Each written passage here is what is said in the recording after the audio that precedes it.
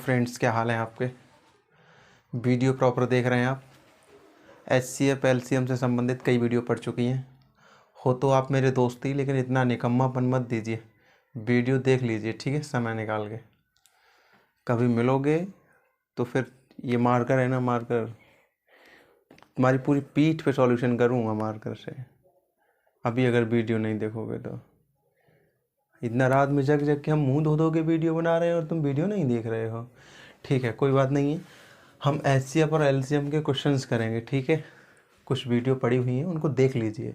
बार बार मत कहलवाइए मुझसे। क्यों कहलवाते हो यार? गला दुखने लगता है मेरा। ठीक है, हम आपको बताते हैं कि हमारे चैनल का नाम RDS मैथ्स ऑपरेशंस है, ठीक है। कुछ नाम ही ऐसा है। जब नाम ऐसा है तो काम भी हमको ऐसे ही करने पड़ते हैं।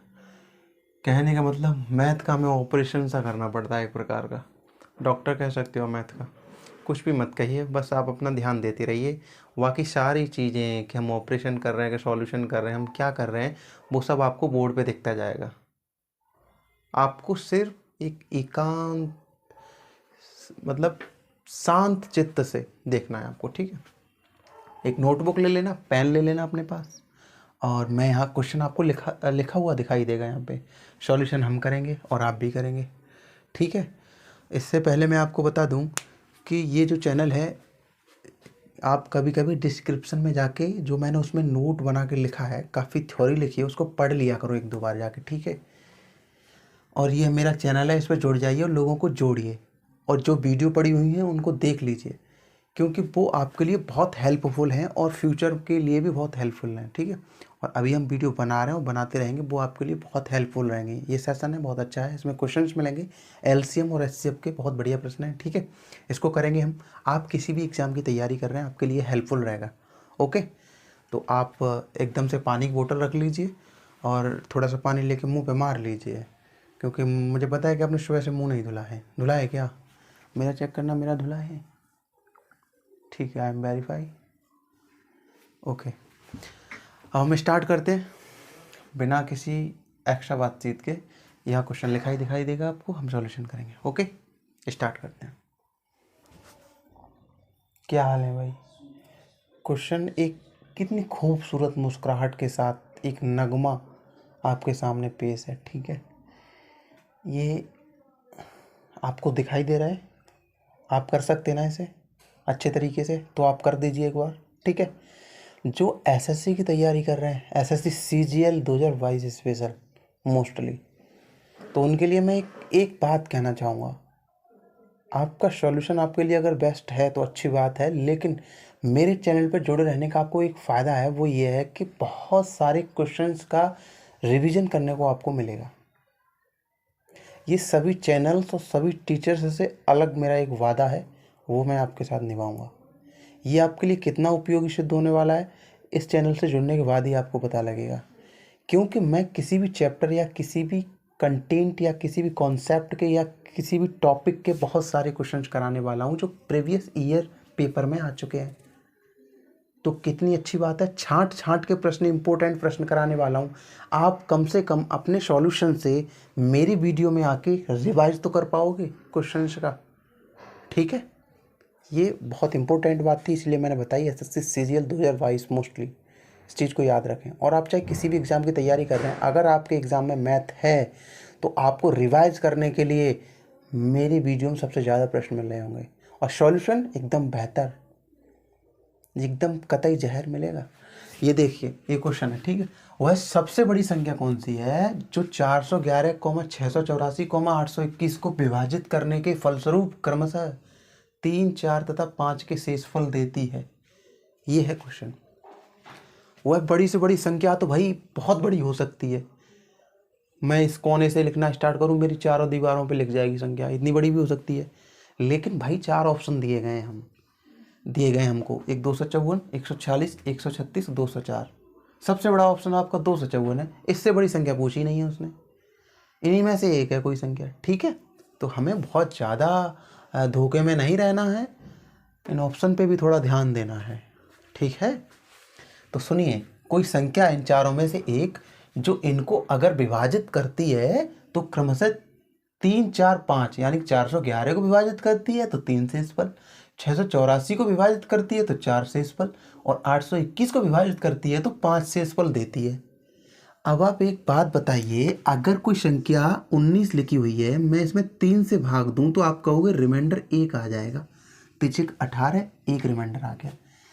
ठीक है, अगर लिखा हुआ है 13 और मैं आपसे कहूं कि आप इसमें 5 से भाग दीजिए तो आप कहोगे 5 दूनी 10, रिमाइंडर 3 आ जाएगा।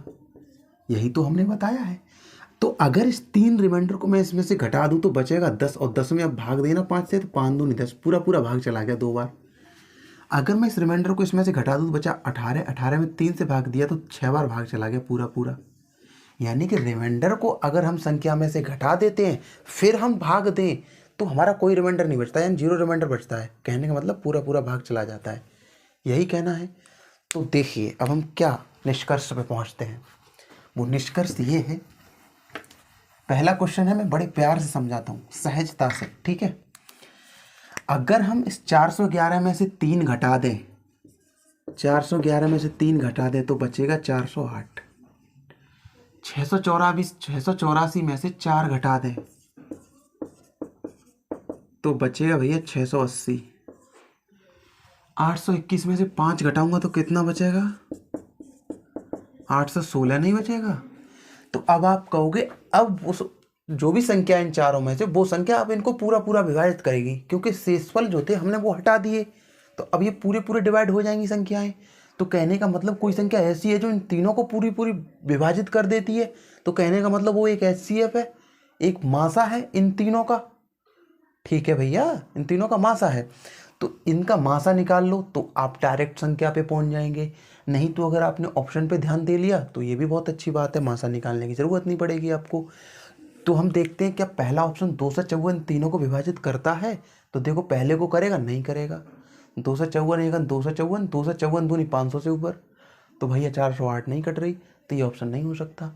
146 से भाग दे के देखेंगे भैया, हम 146 से भाग दे के देखें, 408 करके देखते हैं। तो 4 बार तो कर नहीं सकते, 4 बार तो भैया ये 500 से ऊपर चला जाएगा। तो 3 बार करके देखते हैं, 3 18 का 8, 1 3 12 के 3 और 1 3 3 4, ये भैया ये तो कुछ और बनेगा, ये तो भाग नहीं जा ही नहीं रहा 408 में, तो ये भी नहीं ऑप्शन होगा। 408 में भी भाग दे लिया आपने, कहीं भी दे के देख लो यार, जाएगा ही नहीं 140 से। 136 से आप भाग दे के देख रहे हो भाई, 136 से, तो देखना 408 में, तो देखिए 6 में हम कितने का गुणा करेंगे 8 बन जाए, तो 3 का, ऐसे आपको अंदाज़ा लगाना है। 3 18 के 8, 1 3 का 9, 1 10 का 0, 1 3 1 3 और 4, 408 चला गया पूरा भाग। 680 में दे के देखते हैं 136 का भाग, ठीक है, क्या जाएगा? ओके, 136 में देखो 6 का भाग दो, 5 का देते, 5 6 30। देखो मैंने 5 का क्यों गुणा किया 136 में, मुझे यूनिट डिजिट 0 चाहिए, तो 6 में मैं 5 का गुणा करूँगा तभी तो 0 आएगा। तो 5 6 30 का 0, 3 5 3 15 3 18 के 8, 1 5 1 5 और 6, पूरा पूरा चला गया। ठीक है, 5 बार भाग। 8 से 16 में भाग दे लो एक बार। अब मैं 6 का दूंगा क्योंकि यूनिट डिजिट मुझे 6 बनाना है। 6 36 के 6, हासिल लागे 3, 6 18 3 21 का 1, हासिल लाग 2, 6 6 2 8। इन तीनों में 136 का भाग चला गया, यानी ये संख्या पूरी पूरी इसको विभाजित कर रही है। चौथा ऑप्शन जो आपका 204 है मेरे दोस्त, तो 204 दूनी 408 होते हैं, यहाँ तो भाग चला गया, लेकिन 680 में भाग नहीं जाएगा, क्योंकि 204 तिया होंगे आपके 612 और ये है हमारे पास 680। 204 चौका करोगे तो 816 हो जाएंगे, तो यहाँ तो भाग चला जाएगा, इसमें नहीं जा रहा है 204 का। तो कहने का मतलब सिर्फ 136 को छोड़ के कोई तीनों संख्याएं इसको विभाजित नहीं कर रही हैं, सिर्फ 136 ही इन तीनों को विभाजित कर रही है। इसका मतलब 136 ही हमारा आंसर हो गया। वास्तविक तरीका, इन तीनों का मासा, इन तीनों का क्या मासा।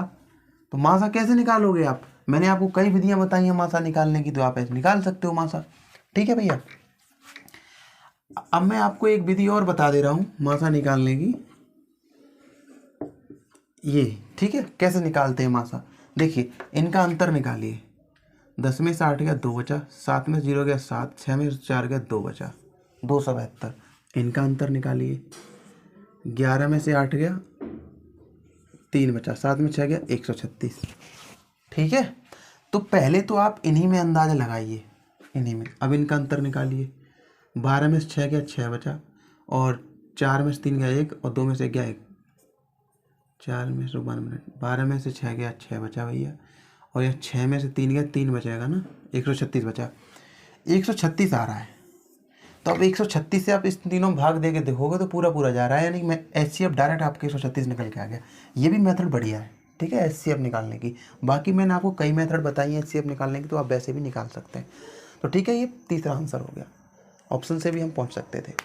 ये पहला क्वेश्चन था, बड़े प्यार से मैंने समझाया। अब हम दूसरा क्वेश्चन करेंगे, बहुत अच्छा क्वेश्चन है, ठीक है। इसको उतार लीजिए, स्क्रीनशॉट ले लीजिए इसका।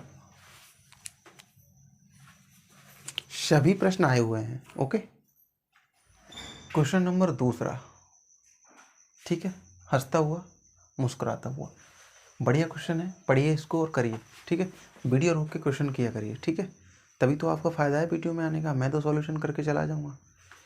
देखिए, ये है 3 टैंकों में क्रमशः 403 लीटर, 434 लीटर और 465 लीटर डीजल भरा है। ऐसे पात्र की अधिकतम क्षमता कितनी होगी जिससे तीनों पात्रों के डीजल को पूर्ण संख्या में मापा जा सके। कहने का मतलब, इसकी लैंग्वेज को मैं आपको प्रैक्टिकली समझाने की कोशिश कर रहा हूँ। मान लो पात्र एक टंकी है जो डीजल की बजाय दूध से भरी हुई है, ठीक है, दूध से, आपके यहाँ दूध आता है, ठीक है। अब उसमें अगर 40 लीटर दूध है, जैसे कि उसमें फिक्स क्वांटिटी फिक्स कर दी गई है, 403 लीटर, 434, 465 लीटर, ऐसे ही टंकी में 40 लीटर दूध आता है। तो उस 40 लीटर को दूध को नापने के लिए कोई ऐसा लीटर हमारे पास या ऐसा कोई बर्तन होना चाहिए जिसे पूर्ण संख्या में मापा जा सके। यानी कि ना ऐसा चलेगा 4.5, 4.25, ऐसी संख्या नहीं चलेगी। 1 लीटर का लीटर लीजिए, तो 40 लीटर दूध है तो 40 बार मापा जा सकेगा पूरा पूरा। ये तो नहीं है कि 40.5 बार के 39.25 बार, पूर्ण संख्या में मापा जाना है।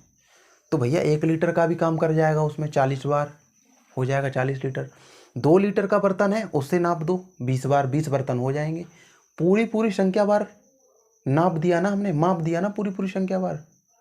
तो यही होता है, ऐसा बर्तन देखना है हमको। अगर आपने 40 लीटर दूध को नापने के लिए और आपने 3.5 लीटर का बर्तन ले लिया, तो क्या पूरी संख्या में नाप पाओगे? नहीं नाप पाओगे आप, ठीक है। इसीलिए कोई ऐसा बर्तन लेना है जिससे उस दूध को या जो भी पात्र में भरा हुआ है उसको मापने के लिए पूरी संख्या में उसको माप सकें। कहने का मतलब यही होता है मेरे दोस्तों, इन तीनों संख्याओं को अगर हम एक संख्या से मापेंगे, किसी एक संख्या के पात्र से मापेंगे, तो वो इन तीनों संख्याओं का HCF ही तो होगा। HCF यानी कि महत्तम समापवर्तक। महत्तम समापवर्तक क्या होता है? जो तीनों संख्याओं में मौजूद हो, तभी तो तीनों को माप पाएगा। तीनों संख्या मौजूद हो, कहने का मतलब बड़ा से बड़ा तीनों का फैक्टर, है ना, ठीक है। इतना समझाना जरूरी था, ओके। अगर मैं ऑप्शन से करता तो मैं इसको बहुत जल्दी लगा के आ जाता। देखिए, अगर मैं 84 से इन तीनों को मापने की कोशिश करूं तो मैं 465 को नहीं माप पाऊंगा। सीधा सीधा दिखाई दे रहा है, क्योंकि 84 का यूनिट डिजिट 4 है। 4 के पहाड़े में कहीं 5 बनता है बाद में? नहीं बनता। तो 84 से पूरी संख्या बार ये 465 तो मापा ही नहीं जा सकता। तो भैया 84 ऑप्शन तो होगा ही नहीं, ये कट गया सीधा सीधा। बात समझ में आई? और एक ऑप्शन ये 62 वाला, यानी कि सम संख्या अगर बाद में यूनिट डिजिट सम है तो उससे 5 तो बनेगा ही नहीं। इतना फिक्स है, कोई आंसर विषम नंबर का आ रहा होगा, विषम संख्या आ रही होगी, तो ये तो इवन है, ये तो बनेगा नहीं। 41 नापोगे आप, 41 लोगे तो 41 से तो यही भाग नहीं जा रहा पूरा। कैसे नहीं जा रहा?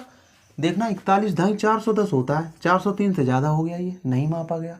आपको कोई 9 का गुणा कर लो, 9 का गुणा फिर 403 से बहुत कम रह जाएगा। 9 1 9, 9 चक 36, देखना ये तो मापा ही नहीं जा रहा पूरी संख्या में। तो भैया ये भी नहीं कुछ कर पा रहा है यहाँ का। अब एक ही ऑप्शन बचा जो 31 मार के आ जाओ बिना चेक किए हुए। तो ये तरीका भी था इसका, क्या था? ये तरीका भी था। इस तरीके का लॉजिक आप लगाया करो, लॉजिकली माइंड यूज किया करो, ठीक है, सोचा करो माइंड में। अब इसका हमने बताया था HCF भी निकाल सकते हैं। कैसे निकाल सकते हैं? 403, 434, 465। एलसीएम निकालने की विधि मैंने आपको HCF निकालने की विधि मैंने आपको बताई थी। इनका अंतर लीजिए, 4 3 में से 1 गया, 3 में से 0 गया, 3 बचा, 31 आ गया। यहाँ देखते हैं अंतर कितना आएगा, 1, 6 में से 3 गया 3, यहाँ भी 31 आया। दोनों का अंतर 31 आ रहा है और ऑप्शन में भी 31 है। हमें HCF ढूंढना था, तो 31 ही कहीं हमारा सही तो नहीं है, तो 31 से ही भाग दे के देख लिया हमने इसमें। तो हमने देखा भैया 3 बनाना है हमको, एक हमारे पास है ही। 13 का गुणा कर दो, 13 के 3 हासिल आएगा, 3 3 40 हो गया। 434 बनाना है हमें, 14 का गुणा कर दिया हमने, 14 14 1 14 43 465 में 15 गुणा कर दिया। समझ में आ गई बात। तो ये ऑप्शन आपका ऐसे सही हो गया, पहला आंसर सही है। मैंने दोनों तरीके से बता दिया आपको। HCF निकाल के भी आप आंसर निकाल सकते हो 31 लीटर, और आप ऑप्शन के हिसाब से भी निकाल सकते हो। अगर किसी संख्या का यूनिट डिजिट इवन नंबर है, सम संख्या है, तो वो कभी भी उससे कोई गुणा किया जाएगा तो कभी भैया जो परिणाम निकल के आएगा उसका यूनिट डिजिट विषम नहीं हो सकता। भैया एक बात बताइए, सम संख्या है, कोई सम संख्या का किसी से भी गुणा करोगे सम ही तो बनेगा। ये मान लो 2 लिखा है, 2 में चाहे आप विषम संख्या गुणा कर दो तो भी सम आ रहा है, 2 में आप सम संख्या गुणा कर दो तो भी सम आ रहा है कि नहीं आ रहा। तो 84 और 62 तो 465 को माप ही नहीं पाएंगे। ठीक है।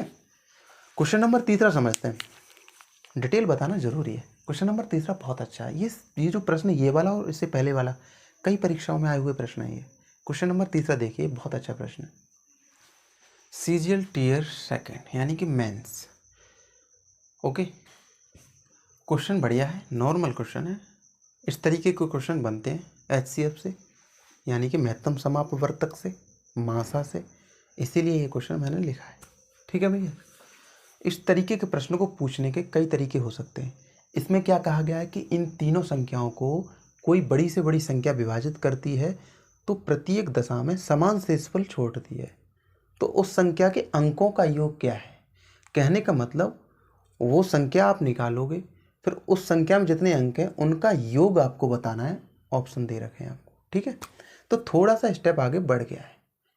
कहीं कहीं यही प्रश्न ऐसे लिखा होता है कि बड़ी से बड़ी किस संख्या से इन तीनों में भाग दिया जाए जिससे कि समान शेषफल प्राप्त हो, ऐसा भी क्वेश्चन बन जाता है। तो इस तरीके के प्रश्नों को एक चीज याद करवाई जाती है, रटाई जाती है, बुक में भी लिखी हुई कि उसको हम सॉल्यूशन के साथ साथ प्रूफ भी करेंगे। ठीक है, मैं अभी आपको बताऊंगा अभी, और वो चीज़ कैसे प्रूफ हो जाएगी वो भी हम बात करेंगे अभी।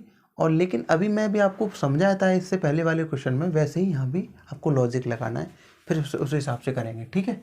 क्या है देखिए, ये संख्या दी रखी है 3 आपको, हमें नहीं पता कि समान शेषफल क्या रहता है। हमने मान लिया वो समान शेषफल A रहता है, हमने मान लिया A रहता है, A दिखाई दे रहा है आपको, A रहता है मान लिया हमने। तो अब हम क्या कहेंगे कि इस संख्या में से 7897 में से A घटा दूं, मैं शेषफल को घटा दूं, तो जो बड़ी से बड़ी संख्या विभाजित कर रही थी अब वो इसको पूरी तरीके से विभाजित कर देगी, क्योंकि हमने शेषफल को हटा दिया, जो शेषफल बच रहा था उसको हटा दिया। कहने का मतलब अगर मैं 19 में 5 से भाग दूं तो आप कहोगे रिमाइंडर मेरे दोस्तों 4 आएगा। मैं कहूँ इसमें से अगर मैं 4 घटा दूं तो बचा 15 में भाग देना 5 का, तो आप कहोगे पूरा भाग चला जाएगा, पूरी विभाजित हो जाएगी, रिमाइंडर 0 आ जाएगा, क्योंकि हमने रिमाइंडर को घटा दिया। यही तो मैंने सिखाया था आपको।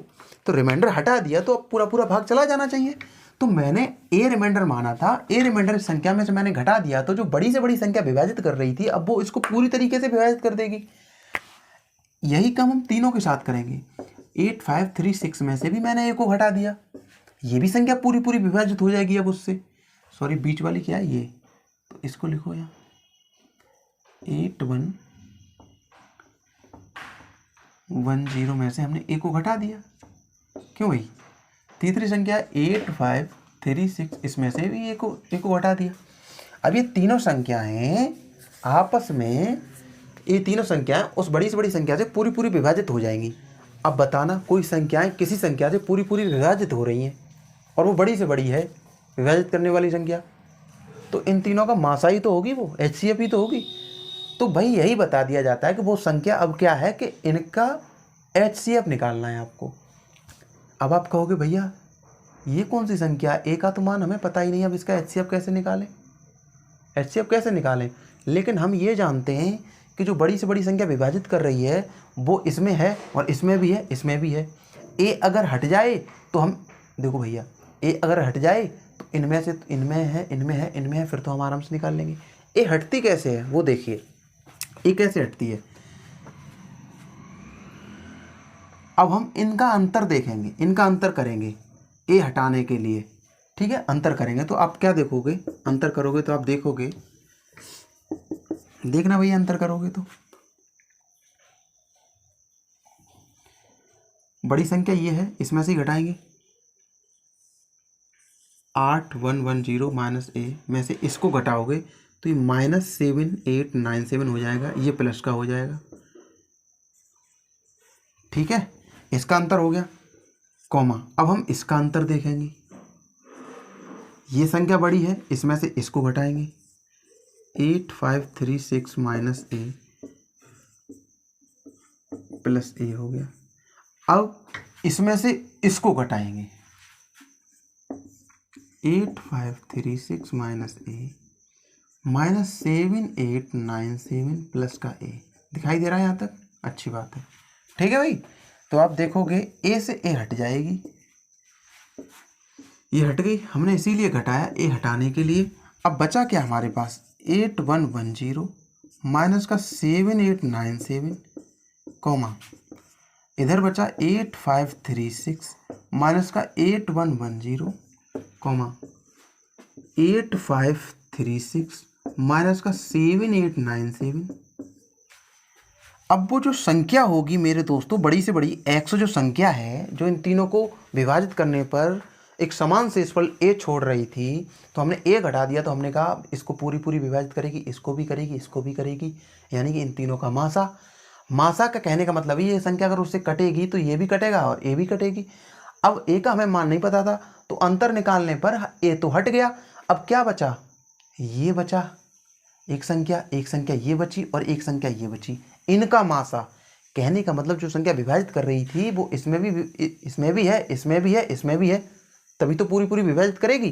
तो आप देखना ये क्या है, ये क्या है, देखो दूसरी में से पहले का अंतर है कि नहीं, ये क्या है, इसमें से इसका अंतर, यही तो है, और ये क्या है, इसमें से इसका अंतर। तो इनका जो मासा निकाल लोगे आप, वही आपकी बड़ी से बड़ी संख्या हो जाएगी, वही आंसर हो जाएगा।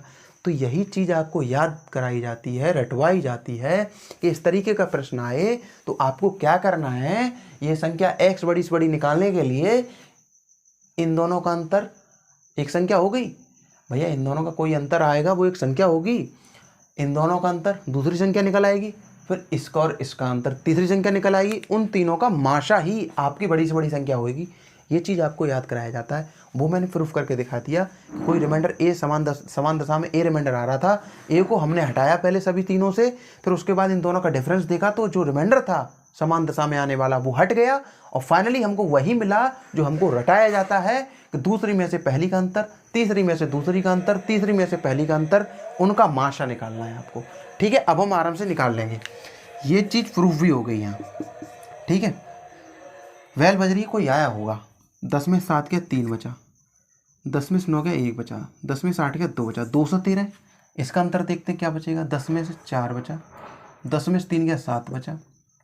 ठीक है भाई, और सॉरी हम क्या कर रहे हैं, 6 में से 0 गया 6 बचा, 3 में से 1 गया 2 बचा, 5 में से 1 गया 4 बचा, 426। इसको देखते हैं भाई, 16 में 7 जाएगा 9 बचेगा, 12 में से 9 जाएगा 3 बचेगा, 14 में से 8 जाएगा 6 बचेगा। अब देखना ये मासा निकालने की विधि है, अंतर अंतर करके निकाल रहे हैं हम। 213 दूनी 426 होता है, तो 213 अंतर आ गया इसका, यहाँ भी भैया 213 ही आ रहा है। ठीक है, यानी कि 213 हमारा मासा निकल के आ गया इन तीनों का, 213 इसको भी विभाजित करेगा और प्रत्येक दशा में समान शेषफल छोड़ेगा। ये 213 बड़ी से बड़ी संख्या है। ठीक है, यही संख्या है वो x, और इसके अंकों का योग आपका 6 निकल के आ गया। ठीक है, ये क्वेश्चन था, बढ़िया क्वेश्चन था, इसको नोट कर लीजिए, इसके स्क्रीनशॉट ले लीजिए। क्वेश्चन नंबर 14 समझते हैं, बहुत अच्छा क्वेश्चन है। ठीक है, क्वेश्चन नंबर 14 दिखाई दे रहा है सबको, कई परीक्षाओं में आया हुआ प्रश्न है ये। ठीक है, बढ़िया प्रश्न है। दो संख्याओं का लघुत्तम समापवर्त्य 2079 है, 2079, और उनका महत्तम समापवर्तक 27 है। तदनुसार यदि उनमें एक संख्या 189 हो तो दूसरी संख्या कितनी है। बहुत सिंपल क्वेश्चन है, तो अब हम जल्दी जल्दी क्वेश्चन करेंगे। ठीक है, तो दो संख्याएं दी गई हैं और उनमें से एक संख्या, दो संख्याएं हैं, उनमें से एक संख्या दी गई है आपको 189, दूसरी आपको याद करनी है, और उनका HCF और LCM भी आपको दे दिया गया है। तो एज वाया फॉर्मूला आप जानते हो फॉर्मूला क्या होता है भाई, दोनों का गुणनफल, दो संख्या है, इन दोनों का गुणनफल, इनका मासा गुणा लासा, यही होता है फॉर्मूला। ठीक है, मान लो जो हमें संख्या निकालनी है वो a है और जो दी गई है वो b है, तो b की जगह पे 189, मासा क्या है हमारा 27, लासा क्या है हमारा 2079। a आपको निकालना है तो 27 गुणा 2079 अपॉन 189 निकालना भाई।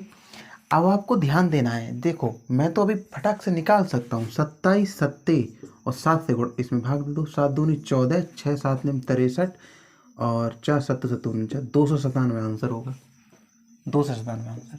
मैंने तो आंसर निकाल दिया। ये जो कैलकुलेशन है यहाँ, इसे फास्ट करने के लिए मैं आपको थोड़ा कुछ नियम बता रहा हूँ। देखिए ऑप्शन हमारे इंटीजर वैल्यू है, यानी पूर्णांक है, कोई पॉइंट में आंसर नहीं है। तो कहने का मतलब ये जो 189 डिवाइड कर रहा है ये पूरा पूरा विभाजित करेगा। ठीक है, अगर ये पूरा पूरा विभाजित करेगा तो अब हमें गैस करना है कैसे। देखिए ये 27 से 189 पूरा पूरा विभाजित हो रहा होगा। अब हमें कैसे चेक करना है कितनी बार भाग जाएगा, तो 27 में हम कितने का गुणा करें जो 9 बन जाए, तो 7 का ही तो गुणा करेंगे। तो 7 7 49 का 9, 4 7 दूनी 14, 4 18, चला गया बात 7 बार, यानी पता लग गया हमें 27 सत्ते 189 होते हैं। ये तरीका है। अब 7 से तो दे ही लोगे आप 2079 में, तो 297 आंसर आ गया। ठीक है, ये पहला सही है। ओके, समझ में आया, अच्छा प्रश्न है। ठीक है, तो मैं ऐसी चीज़ें कैलकुलेटिव चीज़ें जो है मैं आपको बताता रहूँगा सॉल्यूशन में। ओके, और कुछ चीज़ें ऐसी थी जैसे कि ये मान लो ये ऑप्शन तो हो ही नहीं सकता, जैसे हम पकड़ सकते हैं इस चीज़ को कि ये ऑप्शन तो हो नहीं सकता। मान लो आपके पास समय नहीं है, आप पेपर में हैं, आपके पास 5 सेकंड रह गई हैं और ऑप्शन टिक मारना है आपको, तो कहीं आप ये ऑप्शन ना लगा दो, या 10 सेकंड रह गई हैं निकाल नहीं पा रहे तो ये ऑप्शन ना लगा दो कहीं। इसीलिए मैं आपको बता रहा हूँ ये क्यों नहीं हो पाएगा, क्योंकि दोनों संख्याओं का जो HCF है वो 27 है, यानी कि दोनों संख्याएं 27 से कट रही होंगी, तो 27 से ये तो कट ही नहीं रही, तो ये संख्या तो हो ही नहीं सकती, ये तीनों कट रही हैं हालांकि, ये बात है। तो ऐसे निकाल लेना, ये आंसर आ जाएगा। ठीक है, थोड़ा ऑप्शन पे भी ध्यान देना पड़ता है। क्वेश्चन नंबर 5वां लिखते हैं, बढ़िया प्रश्न है, उसको करते हैं। क्वेश्चन नंबर 5 दिखाई दे रहा है सबको और मेरी आवाज़ सुन पा रहे हैं आप? ठीक है, बढ़िया क्वेश्चन है ये। 2018 और 2019 दोनों सालों में आया है, और SSC CGL मेंस समझ सकते हैं आप, बढ़िया क्वेश्चन है, अच्छा क्वेश्चन है। ठीक है, तो इसीलिए ये मैं करा रहा हूँ। ओके, ऐसा नहीं है कि मैं स्पेशल CGL के लिए चला रहा हूँ कुछ। यार मैथ से दूर मत भागिए, आप मैथ से जुड़ना सीखिए, चाहे आप किसी भी एग्ज़ाम की तैयारी कर रहे हैं, आपके लिए अच्छा ही होगा। ठीक है, ये क्वेश्चन है, अच्छा क्वेश्चन है कि दो संख्याओं x और y का लघुत्तम समापवर्त्य उनके महत्तम समापवर्तक का 2 से 4 गुना है, यदि उनका महत्तम समापवर्तक 12 तथा संख्याओं के बीच का अंतर 60 हो, तो x प्लस वाई बराबर क्या होगा। ये 2018-2019 में आया हुआ प्रश्न है। ठीक है, दो संख्याएं भाई और उनका जो LCM है HCF का 204 गुना है, यदि उनका HCF 12 तथा उनके बीच का डिफरेंस 60 हो, तो x प्लस वाई बराबर क्या होगा, उन दोनों संख्याओं का योग क्या होगा, ये पूछा गया है। ठीक है, तो कैसे करेंगे, देखिए HCF तो आपको दे ही दिया गया है, क्या 12, तो आपको पता है LCM क्वेश्चन में बताया गया है कि HCF का 2 से 4 गुना है, HCF 12 है तो इसका 2 से 4 गुना, यही हो गया। उसमें से दोनों संख्याओं का अंतर आपको 60 दिया है, कोई बात नहीं, और योग पूछा है, कोई बात नहीं है, लेकिन हम फॉर्मूला के हिसाब से जानते हैं उन दोनों संख्याओं का गुणनफल बराबर मासा इंटू लासा, मासा 12 है, लासा है 12 का 2 से 4 गुना। ठीक है, अब हमें ये जो मल्टीप्लिकेशन लिखा हुआ है इसी में दो संख्याएं बनानी है और उन दोनों का अंतर 60 हो जाए, ये ध्यान में रखना है। तो 12 में 144 करके देखा हमने, इंटू 204 है, इसका अंतर देखोगे तो मेरे दोस्तों 60 ही आ रहा है, तो हम समझ गए एक संख्या 144 है, दूसरी संख्या 204 है, जिसका अंतर 60 हो रहा है। अच्छी बात है। अगर हमें अब योग दिया जाए तो योग पूछा जाए तो हम आराम से बता देंगे 144 प्लस 204 कितना होता है दोस्तों, 348, और यही आंसर है चौथा। समझ में आई बात? और भी तरीका, एक तरीका और बताएंगे। ठीक है भाई, स्क्रीनशॉट ले लो। 10 सेकंड या 5 सेकंड पीछे चले जाया करो। जो मैं कहता हूँ, जितनी बात कहता हूँ, चाहे ज़्यादा शब्द कहूँ, लेकिन एक बार उनको आप सुन लीजिए, ध्यान से सुनिए। ठीक है, बातें अगर आपको बोरियत फील करा रही हैं, ठीक है, फिर भी उसको थोड़ा सा सुनिए, आपको समझ में आएगा।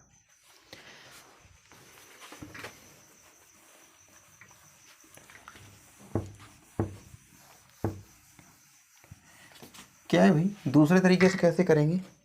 देखिए, अगर मैं ये कहूँ कि यहाँ एक ब्रैकेट है, यहाँ एक ब्रैकेट है, ये बना हुआ है, अब इसमें ए है, इसमें भी ए है, तो एक बात याद रखना मेरे दोस्तों, ये ए का पार्ट है यहाँ इन दोनों में, तो ये क्या है, इन दोनों संख्याओं का या इन दोनों ब्लॉक का HCF ए हो गया। HCF क्या होगा? ए, यानी कि बड़ी से बड़ी संख्या इन दोनों में वनएस्ट है, तो ए हो गया HCF।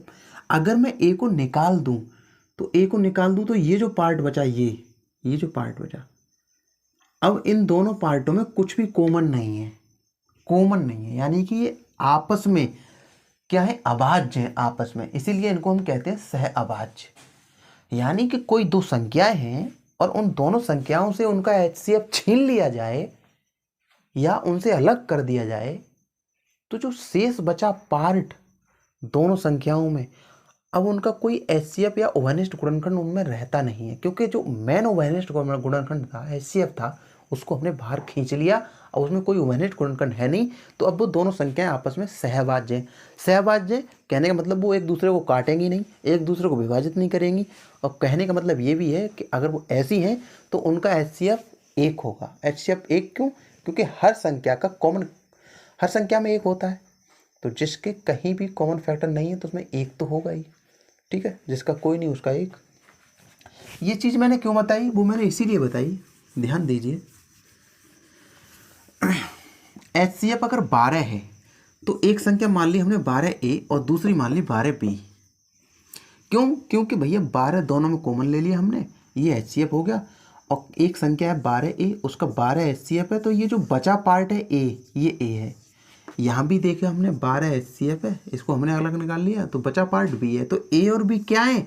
सहभाज्य है, को प्राइम नंबर है। HCF को यानी 12 को हमने अलग निकाल लिया, अगर मैं 12 को अलग निकाल लूँ दोनों से तो A, B बचा, ये क्या है? ये एक सहभाज्य संख्याएं बची। ठीक है, क्योंकि हमने इनसे HCF छीन लिया है, तो ये चीज़ समझने वाली है। ठीक है, एक बार चीज़ें समझी जाती हैं, फिर तभी तो मैं बताने में कंजूसी नहीं करता, क्योंकि भैया बार बार थोड़ी बताऊंगा, एक बार बता दूं, बताना तो पड़ेगा। अब आपको ये दोनों संख्या हमने मानी है, इन्हीं का अंतर दे रखा है मेरे दोस्तों। ये जो पहली संख्या है, इन दोनों का अंतर 60 दे रखा है ना, तो 12 कॉमन आ जाएगा, a - b बराबर 60, a - b बराबर 5, यानी कि जो कोप्राइम वाले फैक्टर थे उनका अंतर 5 है। ये समझ में आ गई बात? ठीक है, अगर मैं इन दोनों संख्याओं का एलसीएम निकालूं, तो आप कहोगे 12 कॉमन है, 12 आ जाएगा, ये तो सहभाज्य है तो डायरेक्ट इनका गुणा हो जाएगा, ये हमारा एलसीएम हो गया। इस तरीके से एलसीएम लिया जाता है ऐसी संख्याओं का।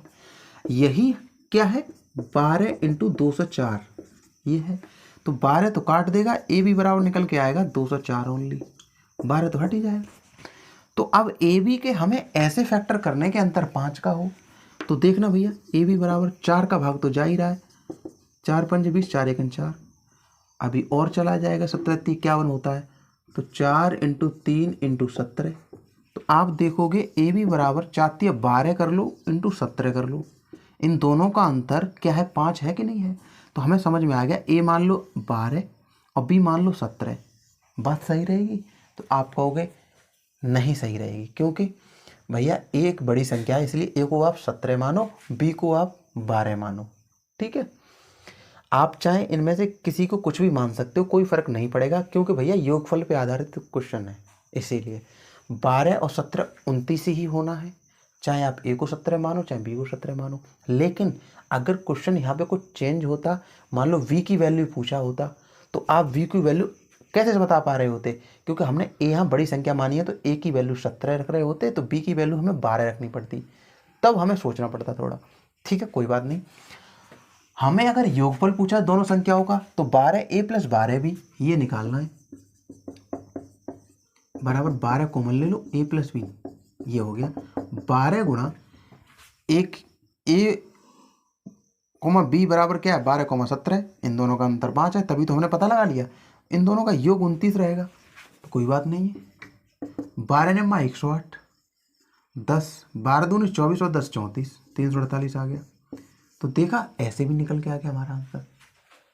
बात समझ में आई? तो यह तरीका भी आपको बताना था, क्योंकि इस तरीके को जानने से या ऐसे तरीके जानने से काफ़ी चीज़ें हमारी समझ में आती हैं, कैलकुलेशन की, किस तरीके से हमें मैथ में सोचना चाहिए, है ना। ये चीज़ समझ में आती है, मैथ से जुड़ी समस्याएं हमारी सॉल्व होती हैं। ये था 12a 12 भी मान लिया, 12a - 12b, तो a - b उनके दो को प्राइम फैक्टर थे, उनका अंतर 5 है। ओके, 12ab एलसीएम हो गया, इसके बराबर है ab बराबर 204। इसके हमने ऐसे फैक्टर किए अंदर 5 का आ जाए, जिससे कि हम ए और बी के मान पता लगा पाए। ऐसे 12 × 17 हो गया।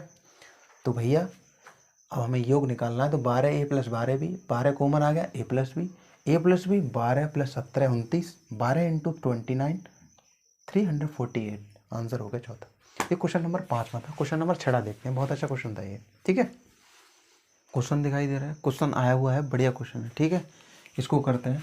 दो संख्याओं का गुणनफल 6845 है, यदि उनका मासा 37 हो तो बड़ी संख्या क्या है, ये कहा गया है। ठीक है, दोनों संख्याओं को गुणनफल दिया गया है, मासा दिया गया 37, और डायरेक्ट आपको बड़ी संख्या पूछी है, एलसीएम नहीं पूछा है, बड़ी संख्या पूछी है।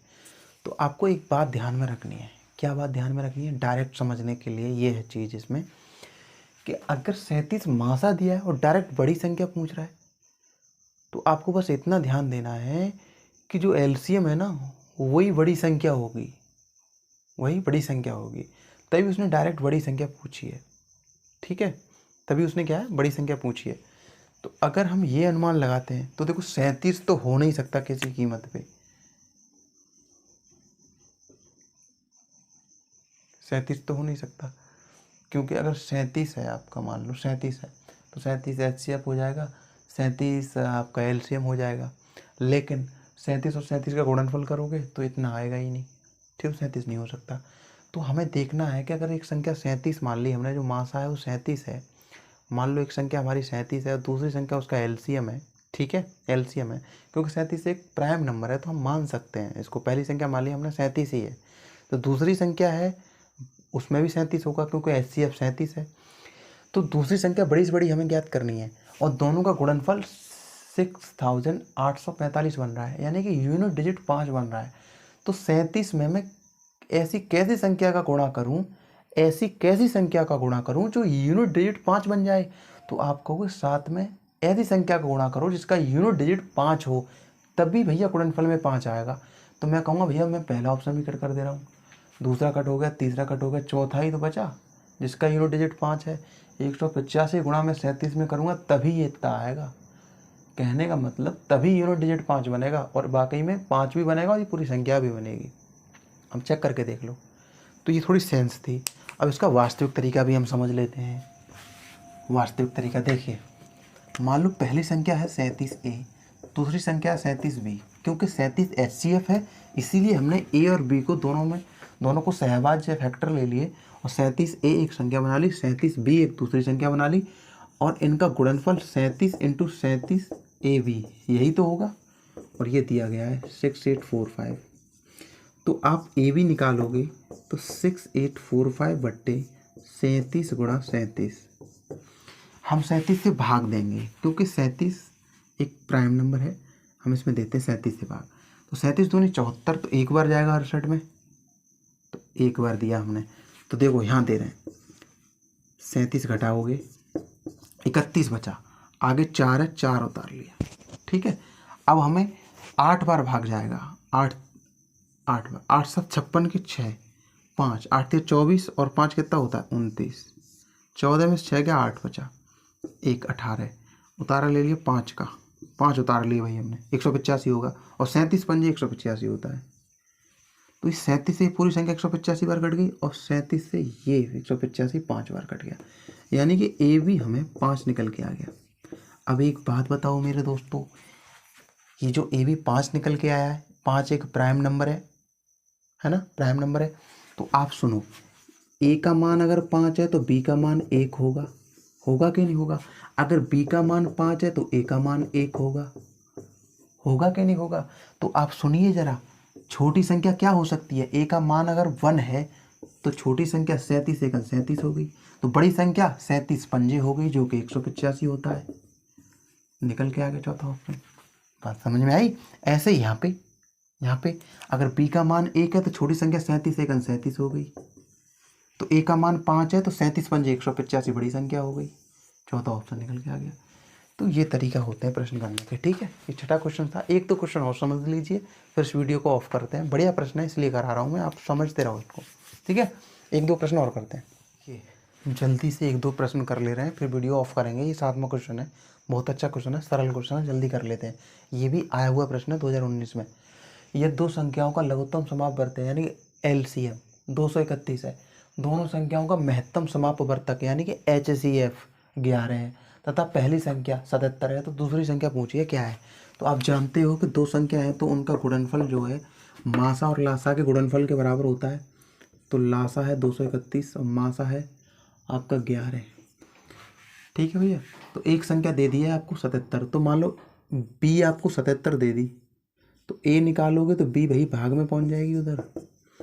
231 इंटू 11 अपन 77, 11 7 77, 7 से भाग दे दो इसमें, 7 या 21, 2 7 या 21, तो एक दूसरी संख्या जो है 33 निकल के आ गई। तो ये ऑप्शन हो गया आपका चौथा ऑप्शन सही, ठीक है भाई।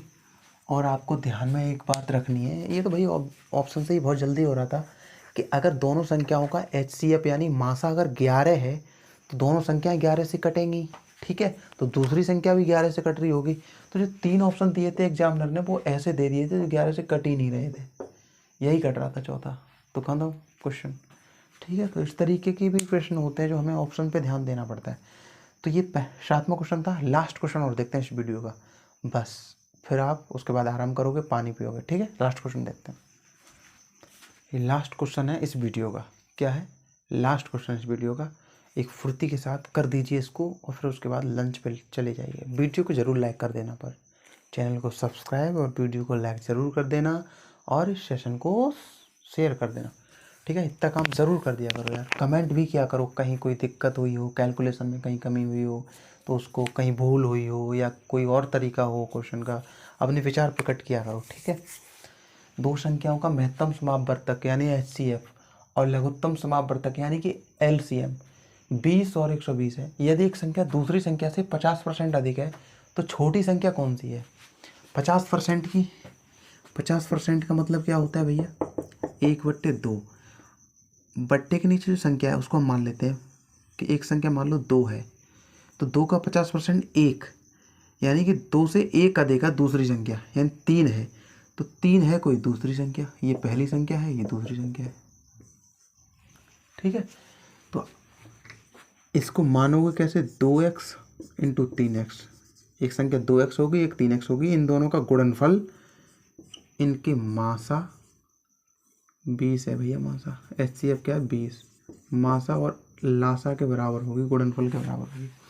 तो x², 2 3 6 इधर आ जाएगा। समझ में आई ये बात किसी को भाई? 50% बराबर 1/2 होता है। बट्टे के नीचे जो भी लिखा हुआ है उसी को हमने मान लिया एक संख्या ये है।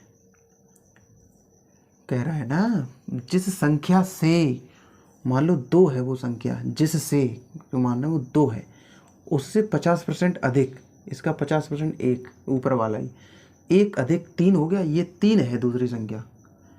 2 से 50% अधिक जो एक संख्या है वो 3 हो गई, ठीक है। तो 2x और 3x इनका गुणनफल मासा इंटू लासा, x² बराबर 20 इंटू 120/6 बराबर निकल के आएगा ये 400 के। तो x निकल के आ गया 20 के, निकल के आ गया ना। तो बड़ी संख्या पूछी जाए तो 3x है बड़ी संख्या, तो 3x बराबर क्या आ जाएगा 60, और छोटी संख्या 2x है तो 2x बराबर निकल के आ जाएगा 40, और आपसे छोटी संख्या पूछी है तो 40 आंसर हो गया। तीसरा ऑप्शन सही है। ठीक है भाई, अगर आपको ये फ्रैक्शन से समझ में नहीं आया तो कोई बात नहीं, ऐसे समझ लो एक संख्या a है, इससे 50% अधिक यानी कि इसका 150%, 150/100 दूसरी संख्या है b। समझ में आई बात? तो a/b निकालोगे तो आप देखोगे कि हमने a तो है ही है, b को इधर भाग में लिया है, तो ये फ्रैक्शन जब उस साइड पे जाएगी, इसको हम उस साइड पे भेज रहे हैं तो भाग की चीज़ ऊपर जाएगी 100 हो जाएगा, और ये ऊपर की चीज़ नीचे आ जाएगी, दूसरी साइड जा रही है इसीलिए। तो 50 दूनी 100, 50 तिया 150। तो a अगर 2 है तो b 3 है, यही बात थी फ्रैक्शन में। ठीक है, तो इसको मानेंगे हम 2x और 3x, इन दोनों का गुणनफल 2x × 3x बराबर है 20 × 120 की। तो भैया x² बराबर हो गया 20 × 2 छेंगे, सॉरी 3 दूनी 6, 6 दूनी 12, यानी कि x बराबर 20। ठीक है, तो आपको छोटी संख्या 2x निकालनी है तो 40 निकल के आ गई। किसी को कोई दिक्कत?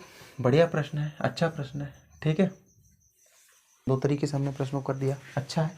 ये लास्ट क्वेश्चन था, इस वीडियो को यहीं ऑफ करते हैं और आप एंजॉय करिए, फैमिली के साथ टाइम स्पेंड करिए, घूमिए मत ज़्यादा, और मैथ से लगाव रखिए क्योंकि आपको मैथ में फ़ाइट करनी है। ठीक है, कॉम्पिटिटिव मैथ आपको बहुत पढ़ना है, उस पर फाइट करिए। मैं ऐसे ही क्वेश्चंस कराता रहूँगा। अभी एचसीएफ और एलसीएम के बहुत सारी वीडियो आएंगी, उसमें बहुत सारे प्रश्न होंगे। अभी आपको जो प्रश्न लग रहे हैं कि वैसे प्रश्न कराइए कि फर्श है और फर्श पे टाइल बिछानी है। ठीक है, सैनिक हैं, सैनिक को स्क्वायर में लगाना है इस तरीके से, और वर्ग है, एक आयताकार मैदान है, इस तरीके कई एचसीएफ से क्वेश्चंस बनते हैं, उस तरीके के हम क्वेश्चंस आपको कराएंगे। ओके, तो आप जल्द ही हम आपको मिलेंगे नेक्स्ट वीडियो में। बहुत रात हो रही है, अभी आंखों में नींद भरी हुई है, तब तक के लिए। और वीडियो मैंने डाल रखी है चैनल पे, उसको देख लिया करो। ठीक है, 2-3 वीडियो और बनी हुई रखी हैं, इसको भी डाल देंगे। तो अब हम नेक्स्ट वीडियो मिलेंगे, तब तक के लिए जय हिंद, जय भारत।